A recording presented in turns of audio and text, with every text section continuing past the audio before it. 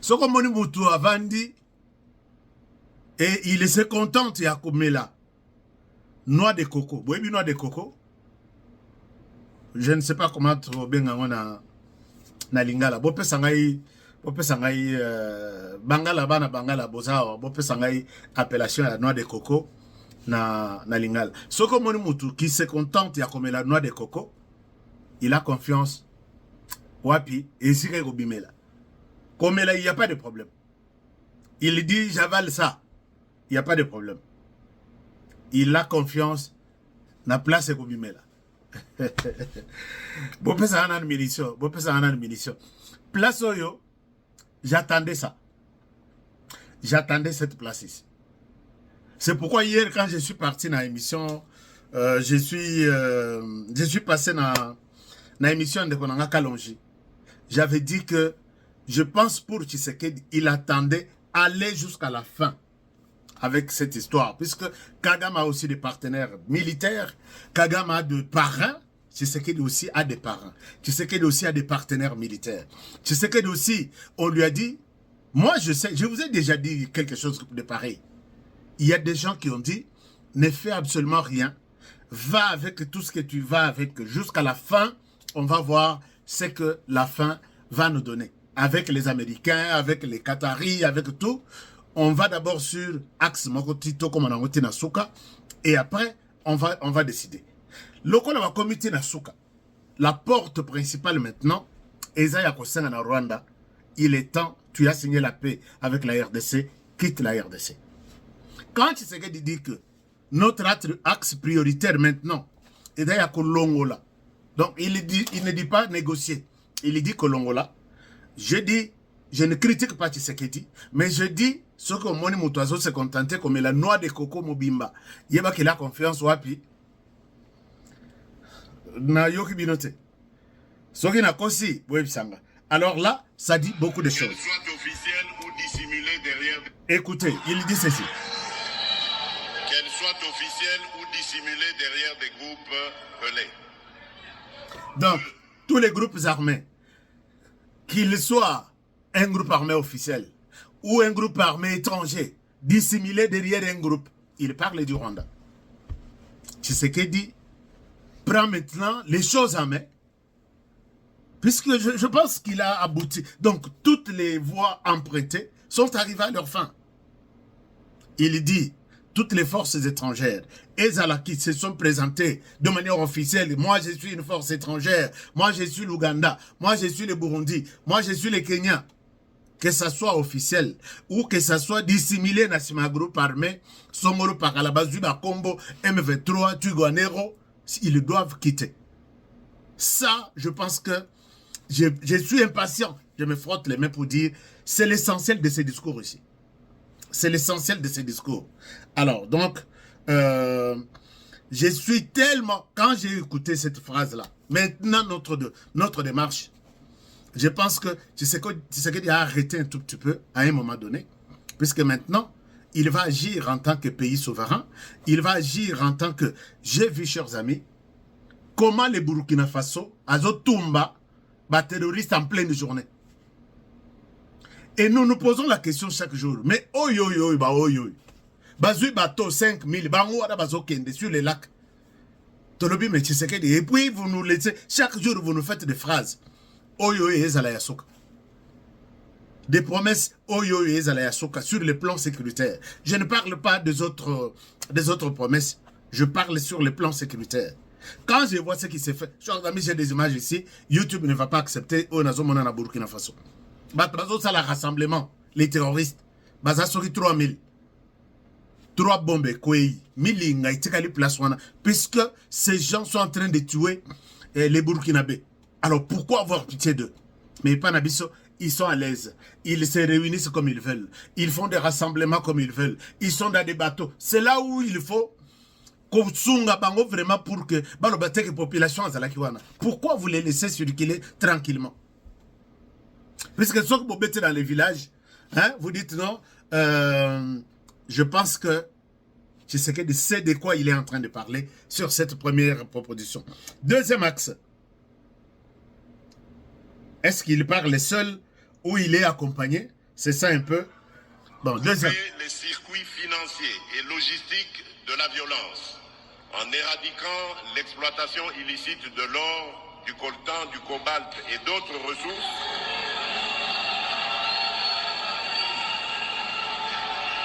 ainsi que la contrebande qui alimente ces réseaux. 3. Voilà. Avant tout, comme on a 3. À lobby, ici, tout le monde qui soutient financièrement ces réseaux, il faut couper ça. Et ici, je pense que il parle de multimilliardaires que nous avons, puisque on parle de leur financement derrière ces conflits.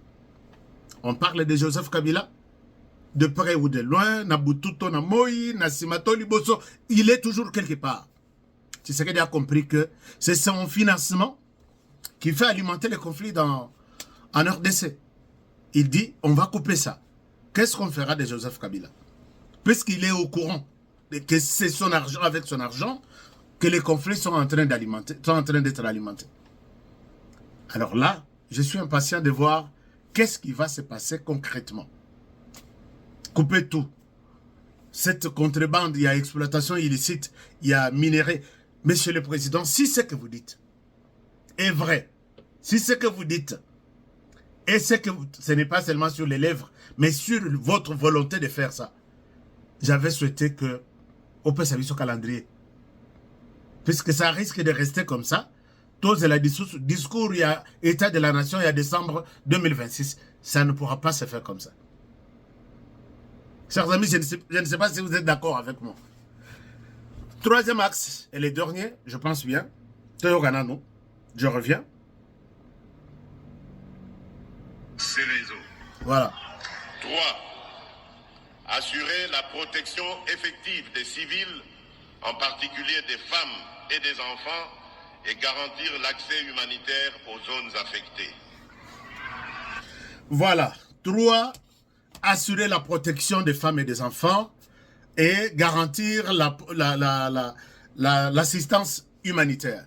J'ai posé la question à Washington, à Madame la ministre des Affaires étrangères.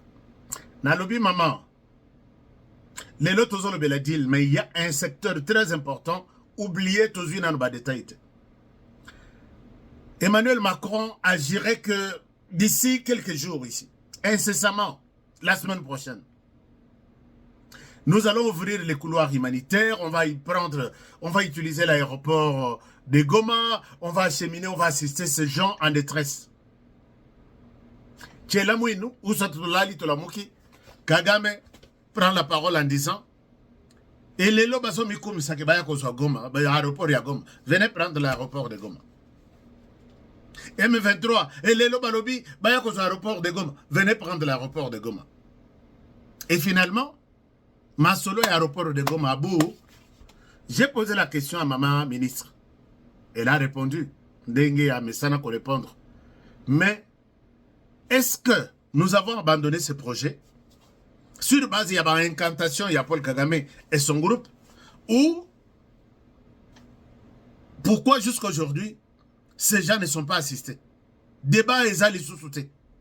Macron n'en parle plus. La RDC n'en parle plus. J'ai suscité la question. La question a eu une réponse générale et généraliste et on s'est arrêté là, on passe. Est-ce qu'on peut encore croire, comprendre que c'est dans ces délais où soit le président a inséré ça dans son discours sans pour autant revenir sur ce qu'ils ont dit à Paris. Tambour battant, on va prendre l'aéroport et le Kinshasa même a relayé en disant nous allons mettre en place des mécanismes pour travailler avec tous les services. Les avions seront contrôlés par Kinshasa avant d'atterrir à Goma. Nous avons un point au Burundi, l'autre point à Beni. Mais finalement, rien ne s'est fait. Et voilà que ça revient encore sur les discours du président de la République. On attend voir. Mais moi, ça m'inquiète un peu puisque on n'a pas un calendrier concret. Tout ça, quel est le deadline? Quel est le timing? Allons-nous encore écouter les mêmes discours le 30 juin? Ou les 25 décembre pour nous souhaiter les fêtes de Noël, ou le 1er décembre, 1er janvier, pour nous souhaiter bonne année, ou le 30 juin, pour nous souhaiter bonne fête d'indépendance, ou le 8 décembre 2026. Ça nous inquiète. Moi, personnellement, ça m'inquiète. Alors, dernier axe, il dit ceci. Et enfin, quatrième priorité. American Dream. Dispassant chaîne Investment Group. Rêve américain pour la Kosomba Lopango aux États-Unis. Plus précisément la ville où il y a Dallas. Aujourd'hui c'est possible. Pays m'a pendant 30 ans. Ne vous trompez pas l'adresse. Dispassant chaîne Investment Group. Voulez-vous acquérir une maison aux États-Unis? L'agence immobilière Dispensation Investment Group d'Elite Global, basée à Dallas, vous en donne l'opportunité. Il vous suffit de verser un acompte pour acquérir une propriété que vous payerez progressivement pendant 30 ans. Oui, vous avez bien entendu, pendant 30 ans. Contactez-nous au +1 737 420 80 84, au +1 469 720 60 93 ou au +1 737 548 51. Dispensation Investment Group, investissez dans votre avenir avec l'immobilier aux États-Unis dès aujourd'hui. Oh ma papa, ton maman Lopango. Rêve américain. Venez nous contacter. Rêve américain. Tapez sur Google. Dispensation chaîne Investment Group. Na moke na komi baye.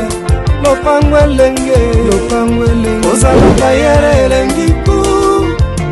Héritage à banne. Rêve américain. On a consommé Lopango aux États-Unis. Plus précisément la ville où il y a Dallas. Aujourd'hui c'est possible. Pays m'a pendant 30 ans. Ne vous trompez pas l'adresse. 60 chaîne Investment. Taka Music Band International. Réalité de chaque.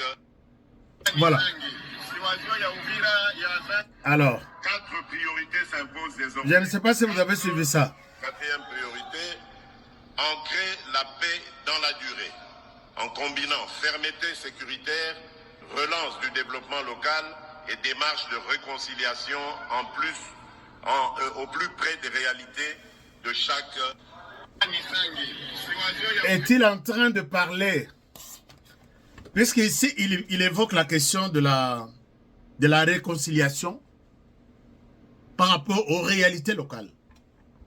Est-il en train de parler du dialogue? Puisque la réalité dans l'Est du pays auprès de ces gens-là, c'est une réalité locale dont parle le président Tshisekedi, qui n'est pas à comparer avec celle du Kasaï, de l'Équateur ou du Congo central, pourquoi pas du Grand Bandundu. Or, ces gens-là, soutenus par l'Église catholique, la réconciliation ne peut venir qu'autour d'une table. Est-il en train d'annoncer un dialogue? Si oui, dans ce dialogue, comme toujours, comme tout dialogue, il y aura amnistie générale et peut-être intégration, comme très souvent, dans les dialogues auxquels moi j'ai déjà assisté, il y a toujours 3 axes, 3 ou 4 priorités. D'abord, il demande une amnistie générale. Parce que lui dit une réconciliation selon la réalité de chaque coin. Je ne sais pas si j'ai mal compris, mais c'est ça. Il y a d'abord l'amnistie générale. Quand on est autour du dialogue, il y a l'amnistie générale. Et là, c'est pour faire venir Kabila, faire venir Katumbi, Bakena Bango, mais il faut les amnistier. Amnistier Corneille Nanga, amnistier tous les Biloulou qui sont partis.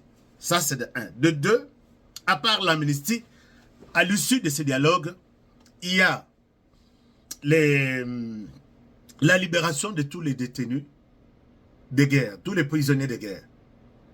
Et ça, puisque vous voulez une réconciliation, c'est ça, vous libérez aussi ces gens.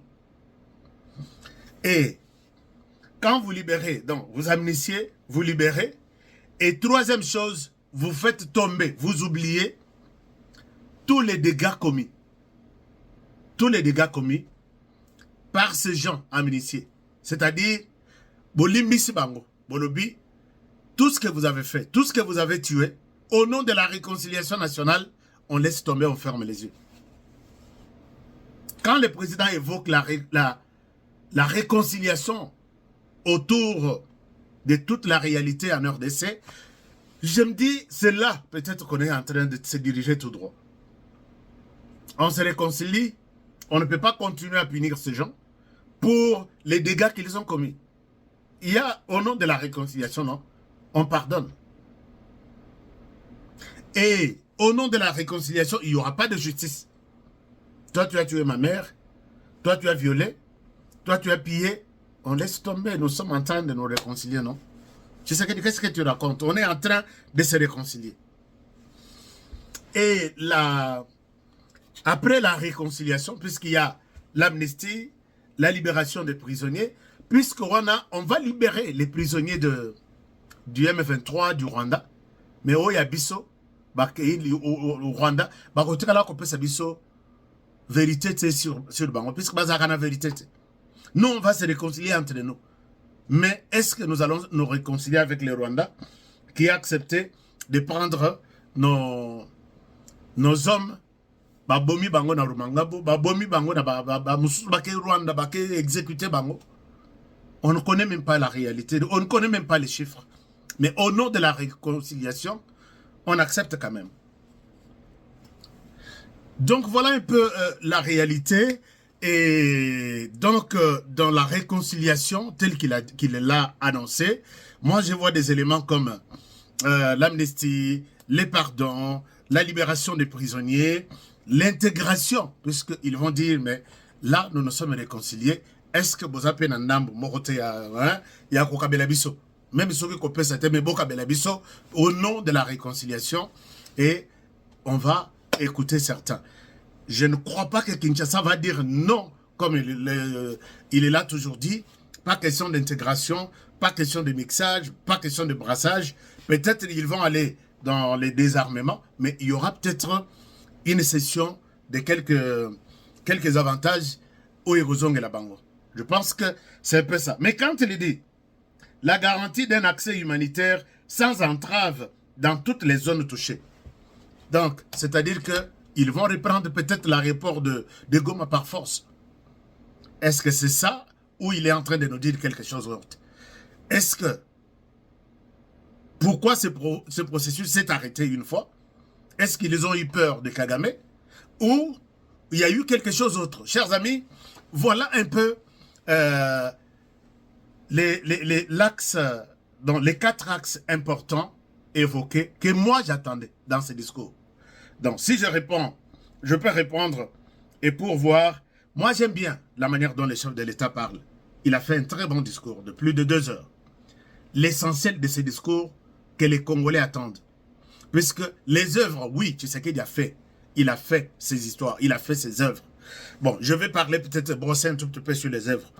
Il dit, bon, si pour ceux qui nous ont compris, qui n'ont pas compris plutôt sur base de ce que le président vient de dire.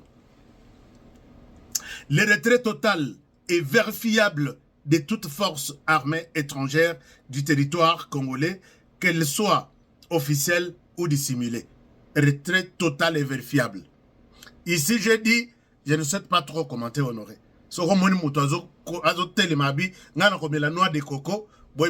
Il sait, il a confiance. Est-ce que tu sais qu'il le fera seul? Il le fera avec les Américains. Je vous ai parlé de quelque chose.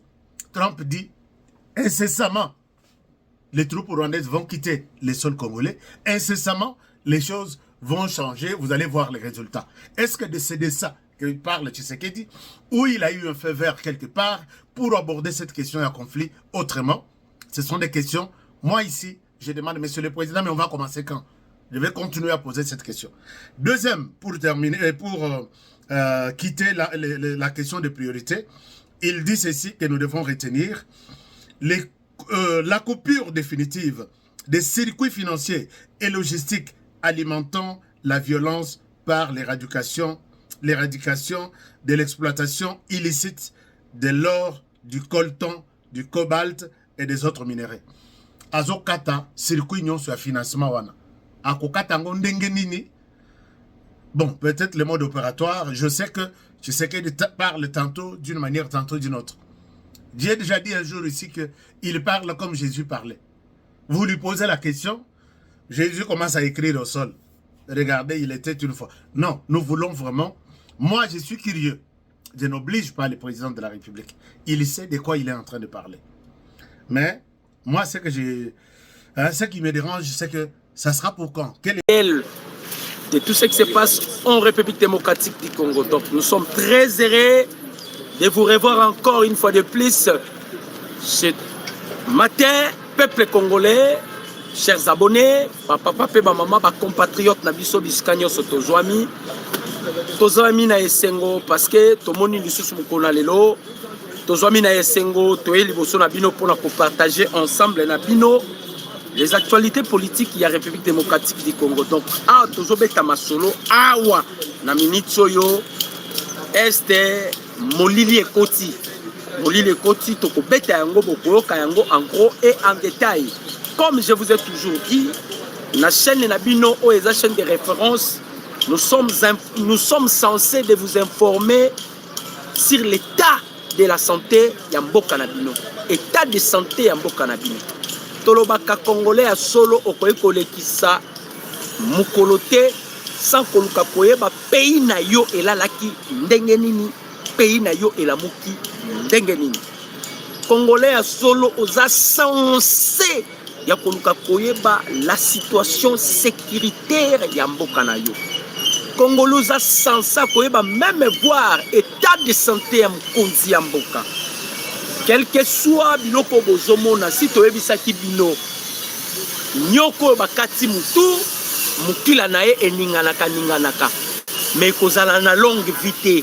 J'espère que tant na zolo baboy boza ba mikolo bozo comprendre nyoko déjà bakati mutu mukila nae ezaka ya koningana mais azana longue vite.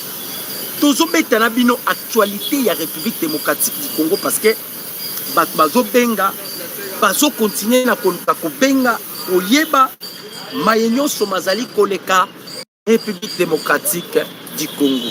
Mayenyo somazali koleka en l'est de la République démocratique du Congo. Mayenyo somazali koleka na tout le tandi ya République démocratique du Congo.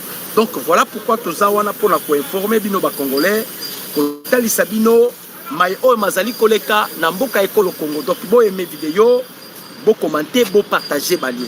Bo aimer vidéo, bo commenter et puis bo partager balien. Voilà, tobandi. Bande ko ba congolais. Évariste Ndayishimiye, le président burundais. C'est un Hutu Bantu. À Salaka point de presse. À Salaka qui appelle la communauté internationale. À ABC communauté internationale. Makambo ezoleka entre la République démocratique du Congo et le Rwanda. Ce qui vous tirer attention, ça provoquera une guerre régionale. Boluka bo éteindre hémorragie oyo pendant qu'il y a encore de temps. Ce qui bo éteindre hémorragie oyo te lorsque ça va barder. Bokozala incapable yako éteindre moto oyo kopila. Problème tozana yango ba Congolais boza pleinement na raison. Tout le monde il a appelé Batunyo Sobazo Benga Balobi, il faut attaquer Rwanda. Il faut attaquer Rwanda. Il faut attaquer Rwanda. Tout le monde appelle. Mais j'aimerais vous dire une chose, peuple congolais.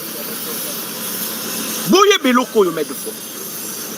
Paul Kagame, malgré Nyon soit Zosala, Kagame, il sait déjà que j'ai été déjà piégé par la communauté internationale. J'ai signé des accords au lobby et koye langa bololo omata okita lobby et koye langa bololo. Il est allé signer des accords au ba congolais bazo bosala ba congolais ba monika ke no ba botoli biso village ba botoli nini que ça soit bananga baza bato aussi bakati mitu mikile tikali kaka ya pamba wana nazo ebisa bino bokanga maloba na ebisi bino lelo nazo loba na bino on a activé déjà un plan pour l'arrestation de Joseph Kabila. On se rend compte Moutou azo sala ba géoyo c'est Kabila. Kabila il a amassé de l'argent à Zumbongo Belé. Il commence maintenant à acheter des gens. Oyo ba uti ko benga na kuna na Uvira. Produit fini à Kabila. Ba benganie ba zongisi awa directement aux arrêts. Il a dévoilé encore de plans machiavéliques. Il y a Joseph Kabila. Voilà pourquoi on a activé maintenant. Bandeko mususu bazoloba. Mais Black Water azobunda. Bandeko. Kagame nda kanisa osa la guerre. Pona Kagame kanisa osa la guerre. Depuis Boyoka président Tshisekedi Koloba si aloba que cette fois-ci maintenant je vais faire la guerre avec le Rwanda. Mais nazo ebisa bino. Bandeko makambu mabepi.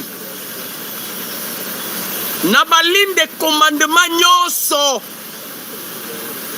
Babimisi ba périver. Bonsoir yango blagité. Bonsoir yango blagité. Et nous allons encore parler sur ce que Yakotumba a lobby pour la Makambuya Uvira. Les Rwandais bazo utiliser moyen nini.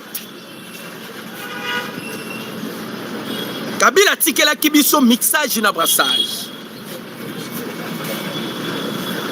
Ba officier presque ébélé. Baye par mixage na brassage. Voilà pourquoi Mikolo et les kaki Bokaki ba arrestation en cascade. Ba pesi plan et pas ya Kabila. Lokola Kabila na réunion ezala qui tenu na Uganda. Kabila qui prend maintenant les devants.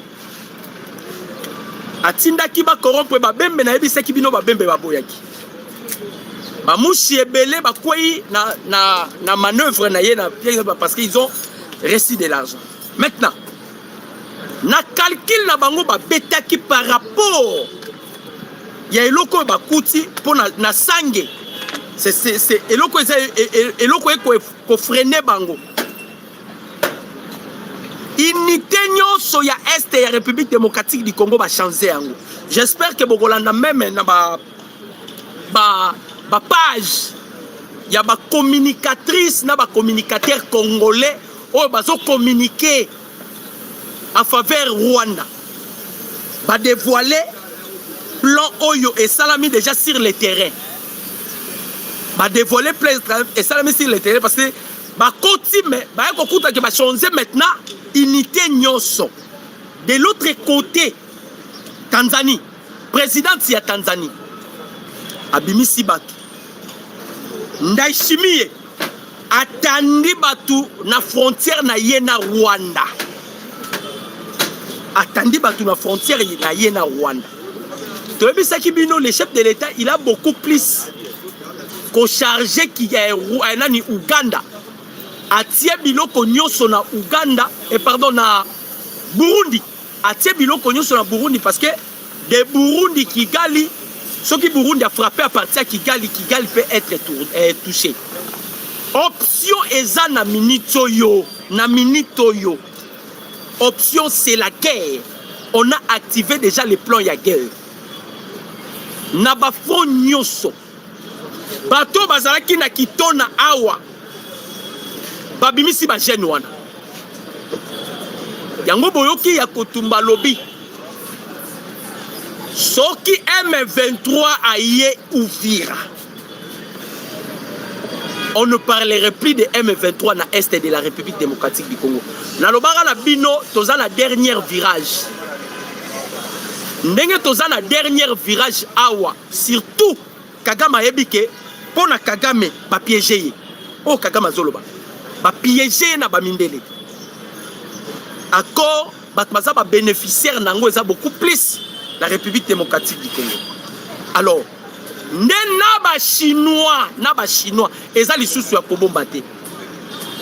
Comme le chef de l'État, l'Américain ba yebisaki ba bi tozo sala na yo affaire. On doit aussi étouffer maintenant l'influence chinoise. Il faut étouffer l'influence chinoise. Pour étouffer l'influence chinoise, boyoka ki le chef de l'État fait ça qui ordre minéré, coltan et bimali sous-souté.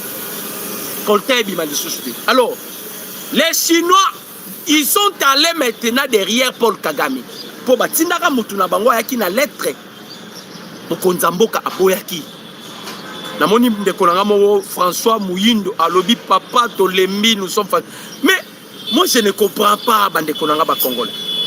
Soki yo Congolo komi koloba Olembi. Na yo na Rwandais na nyakolo balembi. Peut-être boyebi réalité te. Paul Kagame silisi bana mikie na Kigali. Oyo bino boyebi te. Bobenga batu bazala Rwanda bayebi sabino. Ba Steve Wembi balobelaka Kagame, vous devez le poser la question. Kagame silisi bana mikie na Rwanda. Kagame kei même na bababani babenga bakaya ba réfugiés. Ils ont récupéré des garçons. Batindi bango na est de la République démocratique du Congo. Ba garçon baye ba bobi bango nyonso. Et loko bomoni uti ko salema oyo. À partir à Bugarama, bataki ba missile sol-air. Ndenge bataki ba missile sol-air, bakomaki ko larguer ba bombe naveglante. Bakomi ko larguer ba longue portée. Ndenge zayi ko bomba ba civils, on devait protéger des civils. On devait protéger des civils. Beaucoup de gens bazoye baté. Chaque jour na Rwanda, chaque jour basala matanga. Que ça soit ma maman, que ça soit ma papa, na lobi chaque jour na Rwanda basala matanga. Maintenant, elle prise Yasuka Oyo. J'espère que vous avez suivi les chefs de l'État devant les deux chambres. Les chefs Alobaki naza déterminé. Boye bake espace mon côté yambo kanabiso et kokende pa ba paya. Ba Congolais botika distraction, bolongo na distraction. Bomo na te que président Tshisekedi ndenga vandi wana azolala te. Avantage tozala ngo liboso peuple congolais. Avantage tozala ngo liboso. Kagame amata kita autaki ko signer aux États-Unis d'Amérique. Rapport ya oni eye kobima. Eza avantage na biso. Na lobby na bino l'une des fronts eza déjà na minute oyo changé. Na comprendre te ndenge nini ba kabili wana bayebi makambo euti ko salema. Bayebi ndenge nini, c'est qu'il y a toujours les infiltrés na ba chaîne de commandement. Nege to changer système. Natali kaka compte na bango na compte na page bazo dévoiler directement système. Que ba compte si ba commando, ba compte si ba nani. Ah, bango bayebi eloko ndenge nini. Il y a les images au bomoni ezo circuler au nanga lobi guerre kozala lisusu te. Eza ba image ya kala. Et salamaka na mushage. Eza image ya kala. Objectif ya Joseph Kabila, c'est ce que j'aimerais quand même na décrypter en goboye. Kabila objectif na ye lokola déjà Doha eza cloué par la cour ya Washington oyo Paul Kagame. Voilà pourquoi vous avez vu les Américains basala qui appelle na ba témoin. Bomona qui témoin Togo azala qui facilitateur. Il y a Togo comme étant médiateur il y a Union africaine. Vous avez vu Babanani, les Émirats arabes. Bango bazala qui batu ya Doha, ils étaient là. Vous avez vu Bandai Chimie. Les États-Unis ont voulu que tout le monde soit témoin lorsque Kagame sera châtié pour Bayebi que Kagame ne respectera pas les accords. Il ne respectera pas les accords. Bayebi Mundele yebi Kagame. Babengaki ba témoin bazala parce que lorsqu'on va frapper Kagame, les gens ne savent pas que Kagame azobetam. Bapesaki biso 52 jours. Boyo kamarambu mukonza mboka lobi non, wana na robeta yango poza na réunion esalemaki. Na robeta yango boyo kamakambu chef de l'état lobi. Bapesaki biso 52 jours. C'est que Paul Kagame outi kosala eza plan ya Joseph Kabila. Bakotisi batu déjà na Uvira. Uvira ekwité. Mais bakotisi batu na Uvira. Batu mususu bakiti na Kalemi. Batu mususu pe bakiti déjà na Kasai, ba mususu bakiti. Nyonso yebami. Nyonso yeba. Omoni bato nyonso bakiti wana. Ndenge to bandai kokanga bango na Kinshasa o bato bakota ya Kinshasa. Na ndenge to utai kokanga bato bazalaki na Mobondo. De la même manière ce qui va se passer na bisika wana nyonso bozali. Pona nini? Objectif ya Joseph ezalaki nini? Joseph abundaki en sorte que cahier de charges yaba M23 ezala respecté. Parmi causes profondes qu'on devait traiter avec les M23, leur revendication ezalaki batika ba poursuite judiciaire contre Joseph Kabila, ba libérer Edouard Mwanga Chouchou.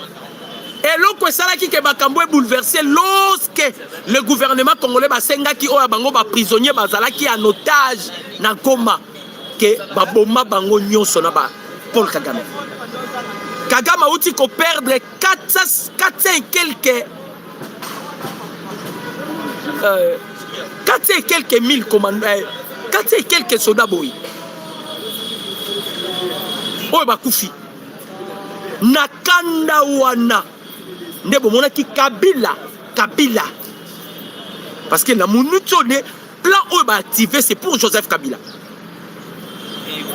Aussi longtemps Kabila est en liberté avec l'argent que Kabila a, Kabila va continuer de corrompre. Ndeko tuninga le Black Water bazawapi. Na lobi na yo les Black Water sont là. Jusque-là, nous n'avons pas encore répondu Kagame, mais Kagame tozo répondre yé. Namalobo mukonzamboka utaki koloba lobi. Kunate esiko wapi mukonzamboka ebisaki batu. Tozo répondre Kagame. On a zo ebisabino eza parole na ngai.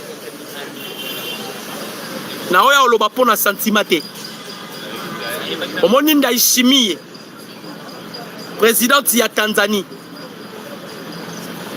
Et la façon ya coagir na bango est différent avec le président Tshisekedi. Mais au moins Tanzanie a déployé déjà Batunaye parce que Paul Kagame lobi na bisaki bino kotsaki 15 brigades. En soi Kagame a compté ici 25 000 hommes.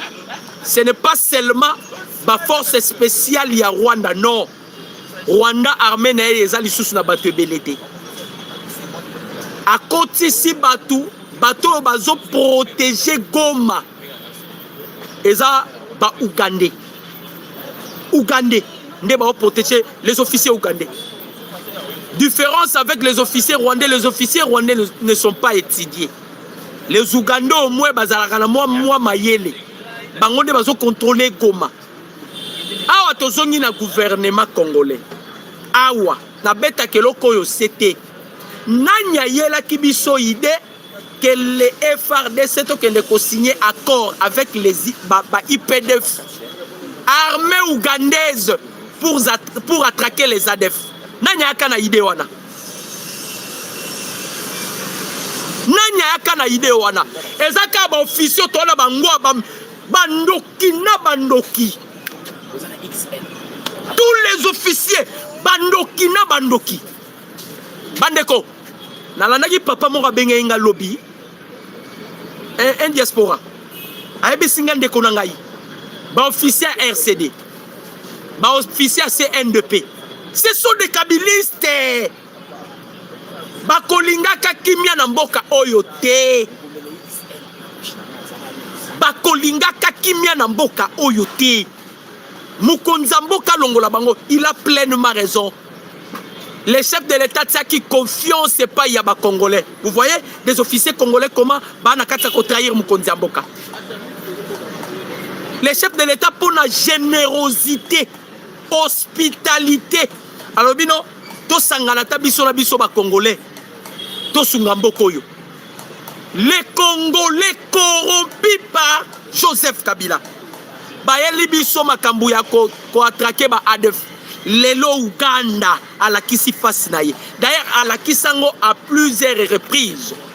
Surtout que et loko zo baluka e balusa bango mutu surtout que boyokaki Paul Kagame il a énuméré quelque chose de très important. À lobby accord et salami na États-Unis. Rwanda a ciblé. Donc cet accord est contre les Rwandais. Dans le langage autre qu'on peut utiliser. Alors, vous allez voir, Kagame a zoté la sikoyo. Ndenge ba démocrate ba yebisa ki ye. Kende signé, na yebisa rabinoti. Ba démocrate ba yebisi Kagame benda yango mulai. Lokola Donald Trump si ba perdre premier état moko boya munene. Tango ba kolongwa biso tokoya nous allons tokobebisa nyonso. C'est ce qu'on avait dit à Paul Kagame. Et les Américains savent ça. Baebi que bateau baso continuer à entêter Kagame, ce sont des démocrates. Voilà pourquoi Mukonzi lobby, les chefs à lobby, même Bunagana, parce que batba lobara bobete rasuli solo Bunaganda te. Même Bunaganda, vous serez surpris. Vous serez surpris même Bunaganda. Nous allons récupérer toutes les entités. Ça, c'est moi qui vous dis. Nous allons récupérer toutes les entités. Pays Moussousoute, Burundi. Burundi. Peut-être que vous surprendre de lelo pe masole bandi. Na lobi na bino. Peut-être que vous surprendre de lelo masole pe bandi. Chaîne de commandement nyonso eza changé. Nyonso. Soki bazalaki na espoir ya bato bazalaki na chaîne de commandement qui banda ko informer bango to ko fournir bango les informations. Ba o sambwa. Parce que on a changé tout.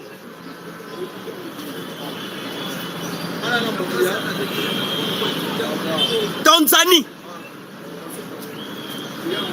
et Burundi et penché pas nabiso. Kenya, Ouganda, Soudan, Centrafrique. Et ça va pays frontalier en Bokanabiso. Pas penché pas ya Kagame. Le deux pays autour na bango suspecté siko bazo budgété. Congo Brazzaville na Angola. Baza suspect. Na yebi sarabino na Congo Brazzaville. Le représentant légal de la franc-maçonnerie, c'est Sassou. Paul Kagame, il fait partie. Il fait partie de la franc-maçonnerie. Le col Macron, Yenda Chapotaka, sur le plan spirituel, Sassou va s'incliner. Donc les complots, on utilisait même les pays où nous sommes pendant qu'on utilisait Ango. C'est que le président Tshisekedi a demandé Koluka. Pas tellement qu'on garantir biso parce que na yebisi binoke.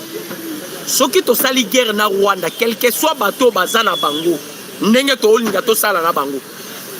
Rwanda ne sortira pas vainqueur na guerre oyo. À sortir vainqueur na guerre oyo te. Quel que soit bateau yo monia sana bango. Aobima vainqueur te.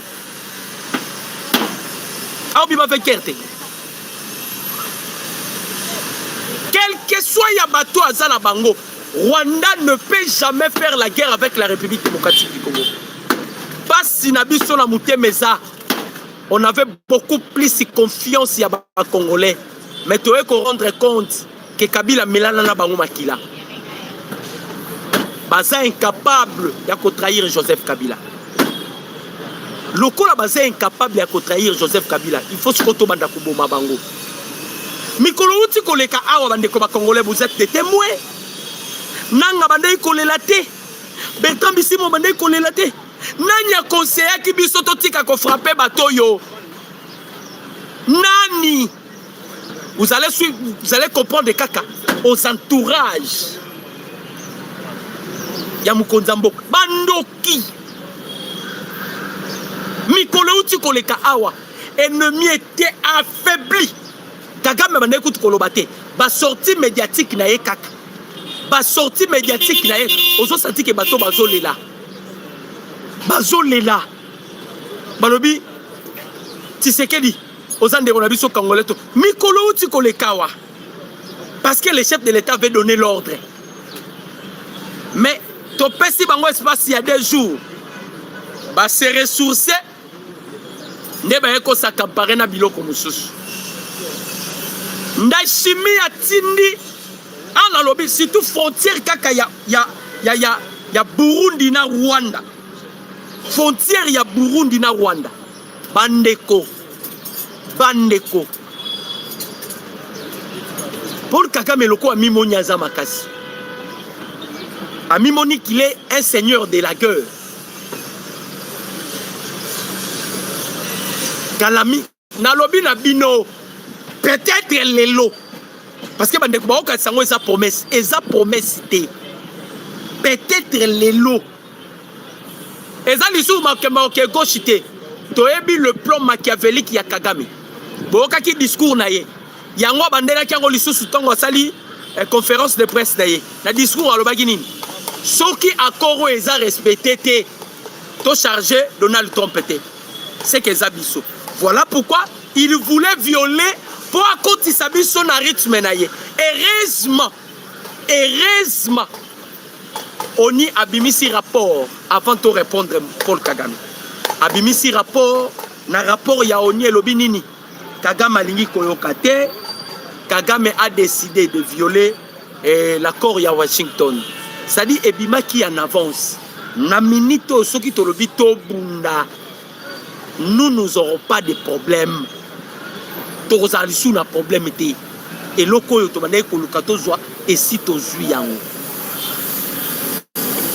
To aimer vidéo, to commenter, to partager ma lien. Peuple congolais,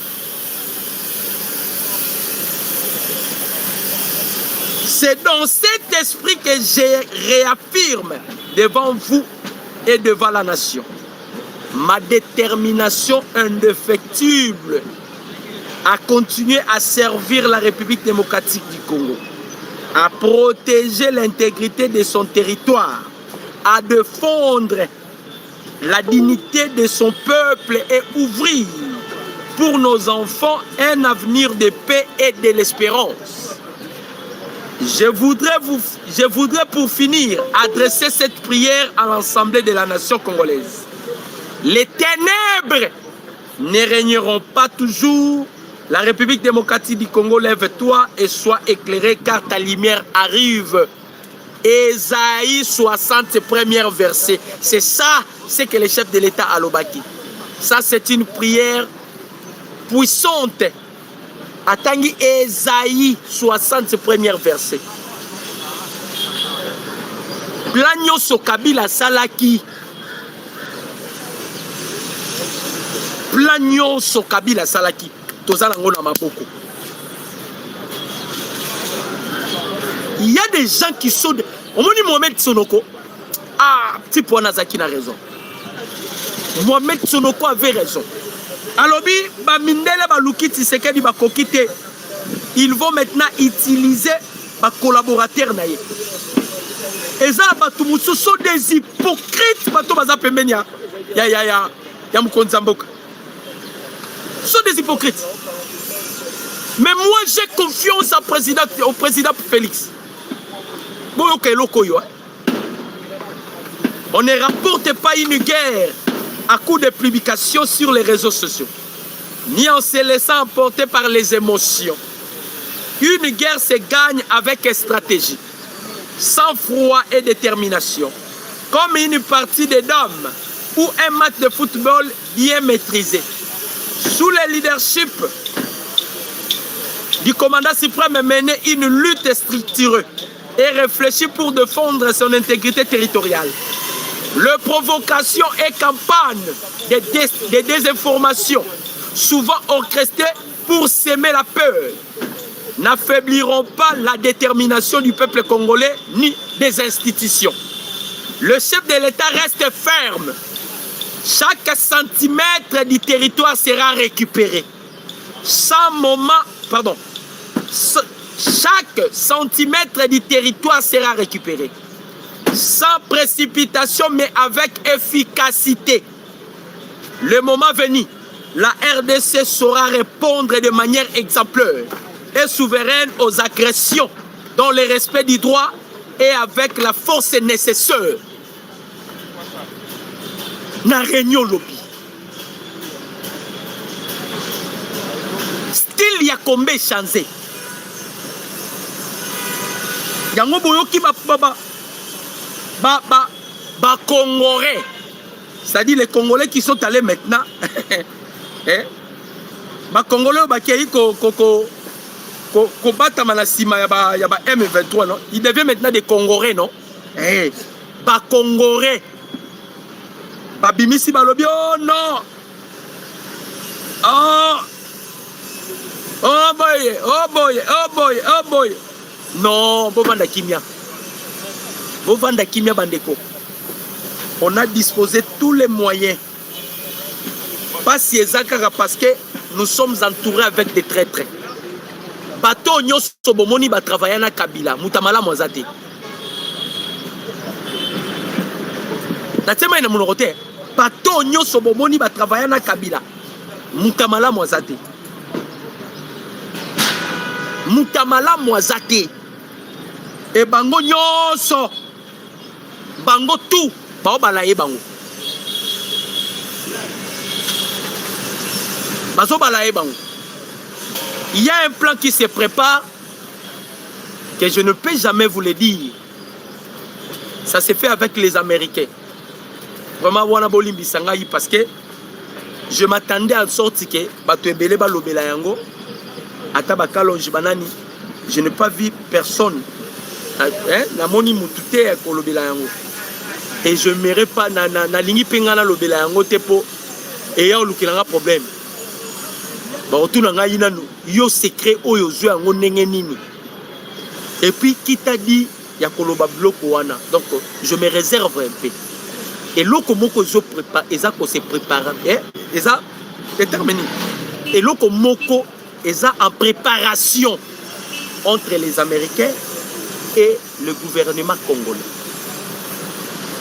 Na lobaka na bino awa mukolo moko na ba émission kaka na ebisaka bino.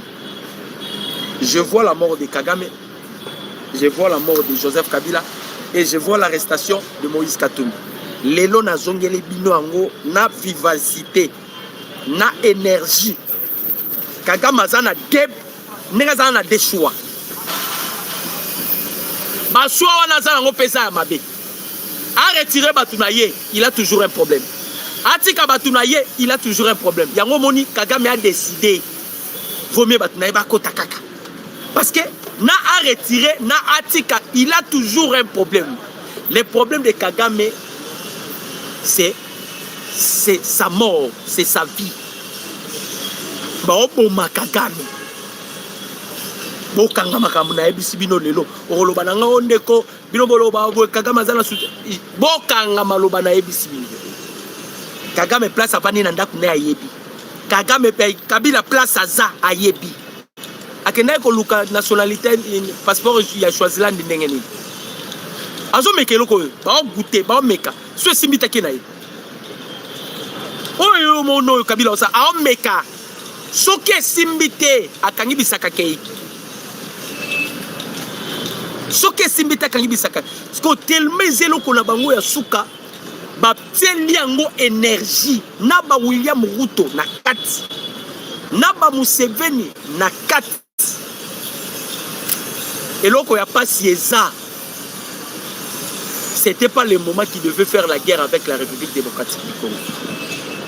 Momo et Sengela qui basa la guerre dans la République démocratique du Congo, c'était le moment où la RDC Azala qui sous embargo, où la RDC n'avait pas l'appui. C'était le moment où le président Tshisekedi Abanda qui mandané Yasika. Moment où on a dit que la guerre na RDC. Moment où c'est un moment à Mabé. Na lobby, pensez-vous que c'est le président Tshisekedi qui a fait l'appel et pas il y a le président de Tanzanie? Non. Le président de Tanzanie a vengé coup d'état au Kagame Arataki na Museveni na Mbokanaye. Pour votre information. Le seul moutoyo a lobby yena Kagame. Voilà c'est Ndaishimi. Il faut qu'on pèse à Kagame les leçons. Même étant en enfer, il va se souvenir de cette leçon. Wananda Shimi, il faut donner ce vaurien de Kagame une leçon. Oh, akokene même na tombe na ye, abana rotanga kaka leçon wana. Lokola Kabila zalaka na ye, ana mbongo. Il est très malin. Abanda ena koluka, azwa passeport. Soki e yindi. Kabila ovanda pe na Rwanda te. Kabila savent bien déjà que Rwanda est en danger. Peut-être bino boyebite. Ndaishimi abimisi bautu. Bautu nyonso bakima bara na Burundi. Yango bo monaki Paul Kagame lorsqu'il est allé voir atindaki délégation ba yeme veto ba lukanda Ndaishimi. Pour ces alaki nini. Ndaishimi ya pesa couloir, Ndaishimi ya yebi bango. Abi bateau nde ba ye. Baye pona ko lukwa couloir e pana ngati bana bateau balandi. Bautu tout basé pa Ndaishimi. Nde bautu wana babimisi koyo. Babimisi koyo. Quel réseau ya mabena niveau vous ne pouvez pas imaginer. Mabeka kande na muto abandi. Quel réseau ya mabe. Ce que les Américains, les Français, les Belges, ils minimiser yango. Oh, ma famille Kagame Mombakuna na poto. Na lobi na bino, bakoyamba famille Kagame Mobimba na poto. Et les Rwandais, les Rwandais risqueraient de se brûler. Et puis l'histoire n'a pas l'effacer. Bon, mon président Tshisekedi n'inga zabongote. Kabila memara batangata kingakata ibsa bangoni. Tshisekedi est très dangereux plus que son père. To looké déjà espace, to vu espace. To looké espace, to vu espace. Depuis Tobanda Bitumba, dans la capitale, il y a Kigali et l'autre Koyate. J'espère que vous êtes au courant de ça. Kagame a rebondi Sabiso Kaka. A Kenara plus loin à Koloba, espace c'est à Rwanda. Donc on doit faire la guerre dans l'Est de la République. Tozu couloir Moko, Pierrot Loire, Bibi Kaping, Bobi Sakagame, Tozu couloir Moko. Il va regretter pourquoi Animal Tosa n'a guerre. Kamikolo to Kendo. Kagame il va regretter pourquoi il avait accepté de faire la guerre. Mututo Lukane na minito yo Kabila. To Luke na mai na miso. Pourquoi? On doit d'abord étouffer Kabila.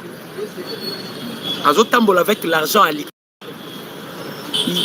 Azo kene ko somba ba mercenaire bisika nyoso alingi.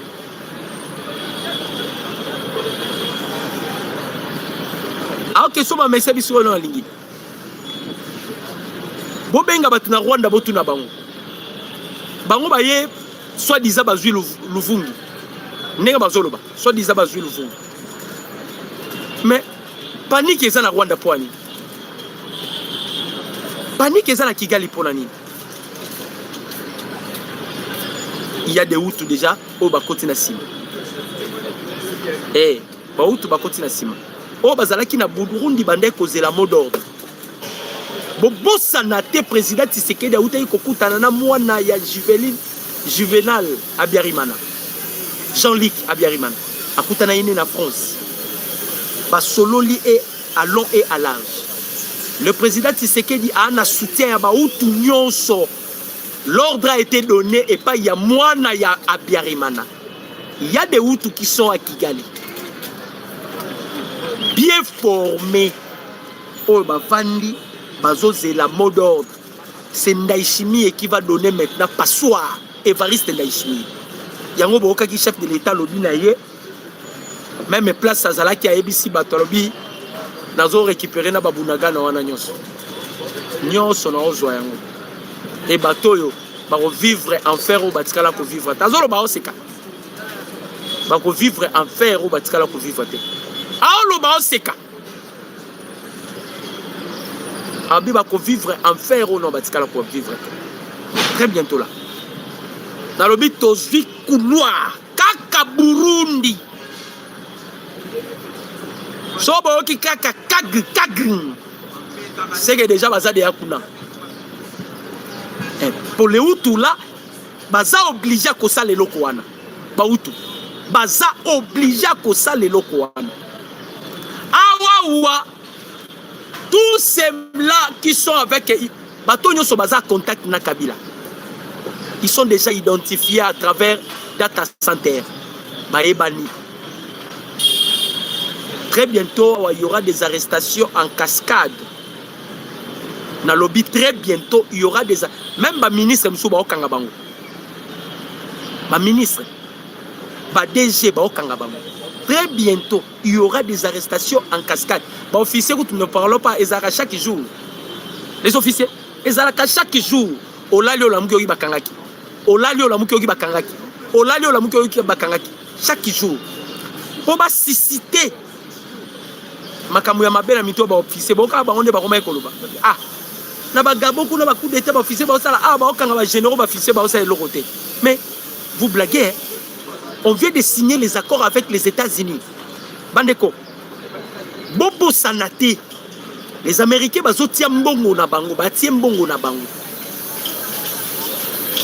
pour la roi Itayaki awa ABC Kagame sokyo continuer naza mercenaire naza messager Yasuka. Naza messager Yasuka en dehors nanga mutakoyate. Lobi ke Kagame même c'est que pour la rail Paul Roi ayela ki Kagame a foulé yango au pied. Parce qu'il a soutien à Museveni. Il a soutien à William Ruto. Ruto ana ko yiko lobe pas américain. Museveni il peut parler devant les Américains. Hein? Banani ba komisi bango lelo ba o bazan. Ce sont pas des Américains. Ah. Yango bomoni Tanzanie a fongoli l'armée na yiti. Atindi bango. Maintenant l'armée tanzanienne ba yé ko appuyer maintenant ba Burundi. Ba Burundi ba yé ko appuyer ba Hutu to ko bomba te to zoloba. Mais oyo wana mususu ne pardon bolimbisa. Option na bolimbisa. Ba Hutu ba yé misusu baza déjà na Kigali. Lokola Kagame lukaka ko déstabiliser biso. Bandeko, la vengeance de Dieu, c'est ce qui va se passer dans Rwanda. Yamabe sikoyo koleka. Yamabe koleka. Dans la lobby nabino, l'opportunité que Paul Kagame a joui. Il y a Washington. Soki Kagame nzima ki na yekak. Mais alliance alaka bénéficiaire. Balobi tout ça la chaîne d'approvisionnement, intégration économique, toujours partager miné. Mais tellement que ce sont des vampires, Bakagami. Ils le vivent avec des sons. Ils voulaient maintenant Abébi Samakampo. Et ça la keto continue na bitumba donc on n'a pas respecté. C'est ça calcul ya Kagame. Oh Mkonzambo ka dévié. Attaquer Bisso, ceux qui te répondre. Alors ton bébé c'est déjà accord. Ton bébé c'est accord. Donc les Américains n'ont plus de problème. Ils sont de ton bébé c'est accord. A sali ba bêtise net c'est que dans l'état. Oninda eko binisa rapport. pour dire que les M23, ce ne sont pas des Congolais. Les M23 ne sont pas des Congolais. Les M23, c'est le Rwanda. Boyoka Kiangolobi. Na discours à chef de l'État lobby, na commission Nzambe parce que l'élo Mokilebi que cette agression, c'est une agression par procuration. Par procuration. Ma bémoro tozara nango pa bandeko na biso ba Congolais. Ma bé ezalaka nini. Oyoki eloko. Oyoki eloko. Ne te panique pas. Ne te panique pas. Oyoki eloko. Donc, qu'on se paniquer. Et ça guerre. Nous allons vaincre cette guerre. American Dream. Dispensant chaîne Investment Group. Rêve américain. Pour la Kosoma Lopango aux États-Unis. Plus précisément la ville où y'a Dallas. Aujourd'hui c'est possible. Pays moi pendant 30 ans. Ne vous trompez pas l'adresse. Dispensant chaîne Investment Group. Voulez-vous acquérir une maison aux États-Unis? L'agence immobilière Dispensation Investment Group d'Elite Global, basée à Dallas, vous en donne l'opportunité. Il vous suffit de verser un acompte pour acquérir une propriété que vous payerez progressivement pendant 30 ans. Oui, vous avez bien entendu, pendant 30 ans. Contactez-nous au +1 737 420 80 84, au +1 469 720 60 93 ou au +1 737 548 51. Dispensation Investment Group, investissez dans votre avenir avec l'immobilier aux États-Unis dès aujourd'hui. Oh ma papa, ton maman Lopango. Rêve américain. Venez nous contacter. Rêve américain. Tapez sur Google. S'enchaîne Investment Group. Na moke na komi baye. Lopango elenge. Ozala baye elengi pou. Héritage à banne. Rêve américain. Pour la Kosoma Lopango aux États-Unis. Plus précisément la ville où y'a Dallas. Aujourd'hui c'est possible. Pays moi pendant 30 ans. Ne vous trompez pas l'adresse. 60 chaîne Investment. Taka Music Band International.